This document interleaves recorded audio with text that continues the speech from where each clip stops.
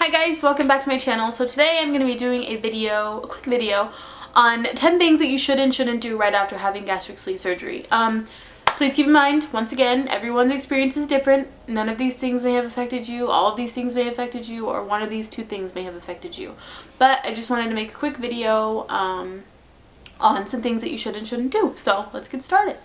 So first one is don't buy clothes, wait as long as possible, because you are losing weight literally every single day, and if you buy a crap load of clothes in the beginning, they're not going to fit like a week later. So avoid buying clothes if you can. Do not eat fast, or whatever your doctor has told you not to do, just don't do it. I have made the mistake by eating fast so many times where I feel so much discomfort, so I would highly recommend taking your time and taking those small bites. It's annoying and it feels like you're being like super slow, but you can only do what you can do. Like, not everyone in the world has had a gastric sleeve surgery. They don't know what it's like, so just eat slow and take small bites. Number 3, don't obsess with the scale. The first couple weeks when you're taking just those liquids, you're like, oh my god, like 1 to 2 pounds a day, 7 to 10 pounds a week, bam, it's coming off. Like, it's gonna be like this the whole way through. And then like a month later, it's like, a what? Like you hit a stall and you're just like, this isn't cool. Like you get all discouraged, blah, blah, blah. Just don't do, I wouldn't obsess with the scale. I'd maybe plan a time frame of each day of the week that you check the scale.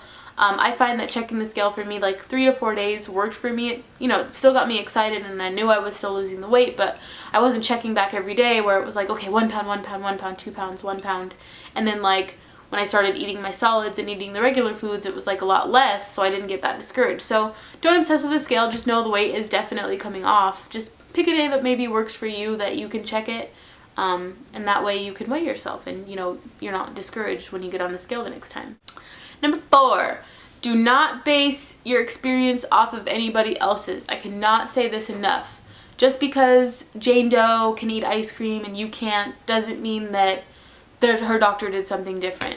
It's just, what she can take and what he or she can eat. So I mean, don't get discouraged and don't get sad, because in the end you probably didn't need that ice cream in the first place. So just know that this experience is going to be solely your own.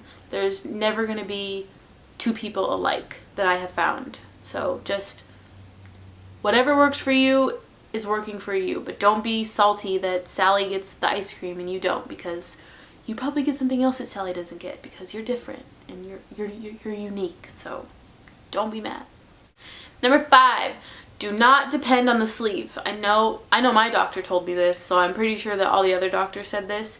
The sleeve is just a tool, so make sure that you're getting that cardio in and you're eating that healthy food, even though I'm guilty and I have hot Cheetos once in a while, but make sure that you're not depending solely on the sleeve. You gotta work out, you gotta eat healthy, and you gotta eat your portions. It all works together. It's all copacetic, but you just don't depend on the sleeve, because I've made that mistake up until this point and I just don't want you to. So moving on. Now we're gonna move into the stuff that you should do, because you should do this, and let's get started. You absolutely, number 1, should take your vitamins.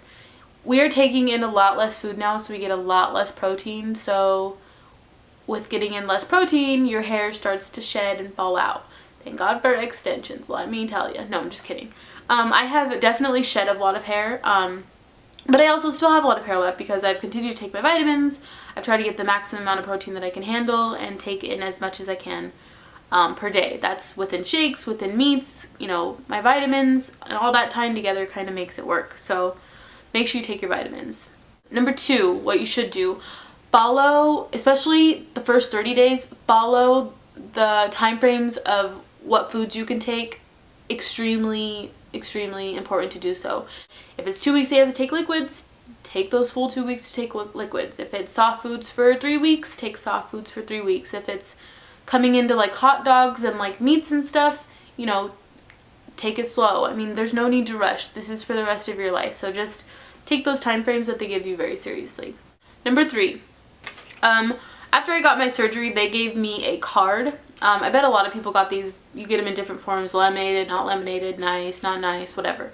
But it's a card that lets the person know, like, if you're going out to eat especially, like, why would you want to spend $10 on a meal that you can only eat like 6 bites out of, especially when you first get the gastric sleeve done.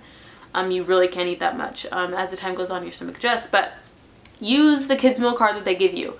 I was so ashamed to use this card for so long because, like I said in my previous video, I'm in the younger crowd of getting this done, so I was really ashamed that, like, I needed it in the beginning, but now I've really come to terms with the fact that I absolutely need this. Number 4, like most of you know, this was a difficult thing for me to talk about initially. Now I'm really comfortable with the terms of it, but if this is something for you that is a really sensitive situation, or, you know, someone just doesn't understand, or it's just really new to you, I would highly suggest joining support group. I mean, it's a struggle. It's a total life-changing experience. So make sure whatever is going to work for you, you research those outlets and things that you can do. Support groups, I know, have helped a lot of other people. I did not choose to go that route. I had, like I said, I had family that had the procedure done, so I really had comfort and, you know, support from them. So whatever form of support that you feel that you need or you might need and you feel alone, I would definitely recommend joining a support group. And last but not least, number 5, love yourself through the process. Love yourself at 300 pounds, love yourself at 10,000 pounds, love yourself at 1 pound, love yourself through this whole entire process. Do not get discouraged. You obviously did this because you wanted to change the way you were eating and change the way you're feeling, and, you know, weight was an issue for you. Just love yourself through the whole entire process. You should absolutely do that, because whether you're at a stall for 3 months, whether you just stop losing weight and your body has just hit its limit, whether, you know, it's a little bit rough in the beginning, it'll get better. Just love yourself through the process. Don't make it all about how you look and how much you weigh and what the scale says. Just love yourself no matter what. And that goes for everybody. Whether you had gastric sleeve, you don't have gastric sleeve, whether you whatever, just love yourself through the process. I just wanted to take a few moments to share, you know, some of these things with you that you should and shouldn't do. I'm sure there's a million other things, like I said in my previous videos, that I probably forgot about, but just a few things really quick. But just make sure that you love yourself and you enjoy the process and you understand that everyone's situation is different.